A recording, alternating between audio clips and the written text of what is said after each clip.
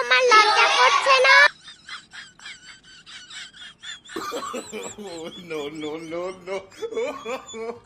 বিশ্বাস করো সোনিয়া, ফেসবুকে প্রথম যেদিন তোমাকে দেখেছি সেদিনই আমি তোমার প্রেমে পড়ে গেছি। আমি তোমাকে ভালোবেসে ফেলছি। I love you.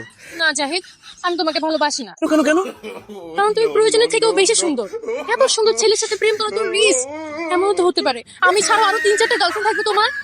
হ্যাঁ, এটা মানছি যে আমি একটু বেশি সুন্দর, কিন্তু আমি একদম পিওর সিঙ্গেল। বিশ্বাস করো, আমার কোনো গার্লফ্রেন্ড নাই। শুধু গার্লফ্রেন্ড না, আমার দূর দূরান্তে কোনো চাচাতো মামাতো ফুফাতো খালাতো বোনও নাই। আমার জীবনে কোনো মেয়েই নাই। একবার শুধু তুমি আমাকে ভালোবেসে দেখো, তুমি ছাড়া অন্য কোনো মেয়ের দিকে আমি জীবনে কোনোদিন তাকাবোই না। সত্যি বলছো জাহিদ? অবশ্যই সত্যি। ঠিক আছে, তাহলে আমি রাজি। তাহলে আর দূরে। ছি বাবা, তোমার লজ্জা করছে না? ব্যাপার জাহিদ, এই মেয়ে তোমাকে বাবা বলতেছে কেন? হ্যাঁ, আমি জানি না, আমি কিভাবে বলবো? আমি তো মেয়েকে চিনি না। যাও যাও যাও যাও যাও। কি বললে বাবা? তুমি আমাকে চিনো না? ও হচ্ছে আমার বড় ভাইয়ের মেয়ে। মানে আমি অনেক আদর করি তো, অনেক চকলেট দেই, অনেক আইসক্রিম দেই, এই জন্য আমাকে বাবা বলে ডাকে আদর করে। যাও বাবা, ওইদিকে গিয়ে খেলো, আমরা একটু কথা বলছি। খবরদার বাবা, একদম মিথ্যা কথা বলবে না। আন্টি, আমি ওনার বড় ভাইয়ের মেয়ে না, আমি ওনারই মেয়ে। বিশ্বাস করো সোনিয়া, ও আমার মেয়ে না। আমি মিথ্যা কথা বলছি? দাঁড়াও, এখনই প্রমাণ দিচ্ছি। আন্টি, এই যে দেখো আমার আইডি কার্ড, এখানে আমার বাবার নাম লেখা আছে। আরো প্রমাণ আছে, এই যে দেখো আমার বাবা মায়ের ছবি। জাহিদ, ওর মায়ের সাথে এই ছবিটা তো তোমার। আর আইডি কার্ডের ভিতরে ওর বাবার নাম লেখা জাহিদ হাসান। জাহিদ হাসান তো তুমি। তার মানে তুমি বিবাহিত, এই মেয়ে তোমার। হ্যাঁ, এই মেয়ে আমার, আমি ওর বাবা। কিন্তু বিশ্বাস করো, আমি একদম সিঙ্গেল, পিওর সিঙ্গেল। ফাজলামি করো তুমি আমার সাথে।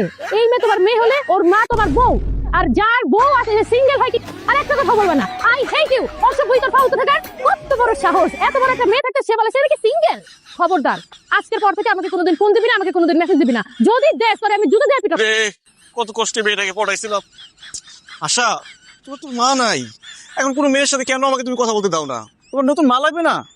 না, আমার আর মা লাগবে না। আমি থাকতে তুমি কোনো মেয়ের সাথে কথা বলতে পারবে না।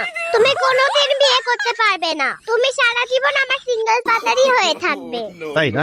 তুমি দুষ্ট তো। আজকে দাঁড়া, এদিকে। যতই আশা করো মিস সিঙ্গেল ফাদার বাবার মাদার থেকে যাবে তুমি। আশা, তোমাকে যে হোমওয়ার্ক গুলো দিয়েছিলাম সেগুলো ঠিকঠাক করেছো? জি ম্যাম। দেখি ঠিকঠাক করেছো কিনা হোমওয়ার্ক। বাহ, গুড গার্ল, তুমি তো সব হোমওয়ার্ক করেছো। আমার স্টুডেন্টটা আসলে অনেক brilliant. Thank you teacher. Miss, আমি তো খুব হতাশ। আপনি আমার মেয়েকে পড়ানোর জন্য প্রত্যেক মাসে কতগুলো করে টাকা নেন। বেদ ছাড়া কি পড়ানো সম্ভব? আমার মেয়েকে শাসন করতে হবে না? এই নেন বেতন।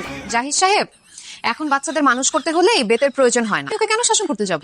ওরে বাবারে, শুধু ঠিকমতো স্কুলে গেলে হোমওয়ার্ক করলে হবে? ভালো রেজাল্ট করতে হবে না? আপনি আমার মেয়েকে শাসন না করলে সে ভালো রেজাল্ট করবে কিভাবে? এবারে ক্লাস টেস্টে ও 99% স্কোর করেছে। শুধু ভালো রেজাল্ট করলে হবে না, ভালো মানুষ হতে হবে। কিন্তু শুধু ভালো মানুষ হচ্ছে না, সে একটা বেয়াদব হয়ে যাচ্ছে দিন দিন। আমি যে তার বাবা, সে তো আমার কোনো কথাই শুনে না। থেকে তুমি আমার মোবাইল ধরবে না, টিভি দেখা বন্ধ, ফুচকা, আইসক্রিম, চকলেট সব খাওয়া বন্ধ, ঘোরাফেরা বন্ধ, শপিং বন্ধ। আপনি কি বলছেন? আশা কি করেছে আমাকে বলুন। আরে যখনই একটা কিছু গুছিয়ে আনি তখনই সে বাধা। অনেক বড় বেয়াদবি করেছে সে।